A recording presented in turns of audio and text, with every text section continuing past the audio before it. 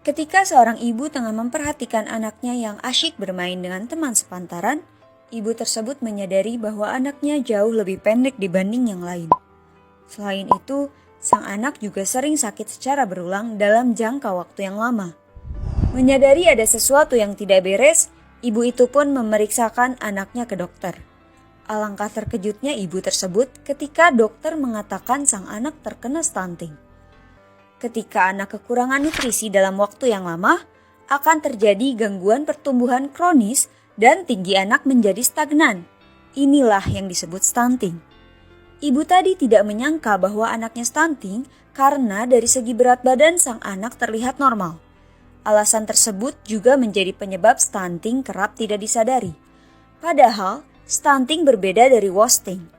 Wasting diukur dari berat badan dan merupakan keadaan kurang gizi dalam waktu yang relatif singkat. Sementara stunting diukur dari perbandingan tinggi badan dengan usia dan merupakan keadaan kurang gizi dalam jangka panjang. Di Indonesia sendiri, angka anak penderita stunting tergolong tinggi. Menurut hasil survei status gizi balita Indonesia, tahun 2019 angka stunting di Indonesia mencapai 27,67%. Ini melebihi toleransi maksimal WHO, yakni sebesar 20%. Banyak faktor yang menjadi pada anak. Di antaranya adalah janin kekurangan asupan makanan bernutrisi di masa kehamilan, rendahnya berat badan bayi ketika lahir, kurangnya kebersihan lingkungan yang menyebabkan anak terkontaminasi bakteri, anak tidak mendapatkan ASI eksklusif sehingga terjadi malnutrisi, dan anak melewatkan imunisasi yang mengakibatkan infeksi berulang. Dampak dari stunting mencakup jangka pendek maupun jangka panjang.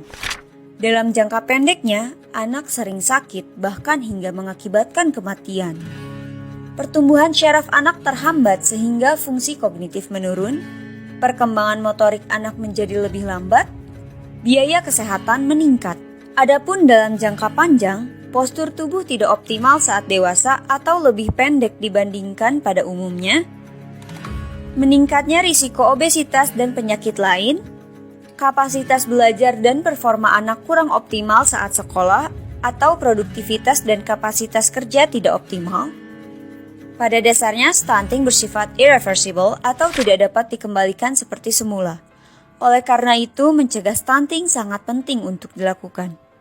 Pencegahan dapat dilakukan sejak saat ibu masih mengandung.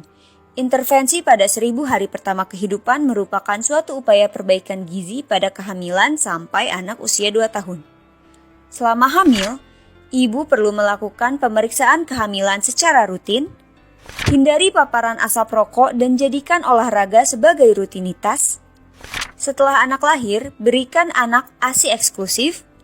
Penuhilah kebutuhan gizi anak dengan mempertimbangkan jenis makanan yang cocok untuk usia anak. Terapkan perilaku hidup bersih dan sehat. Jangan lupa untuk terus memantau tumbuh kembang anak dan melakukan imunisasi secara lengkap. Mari kita kenali dan cegah stunting demi masa depan generasi muda yang sehat dan berkualitas.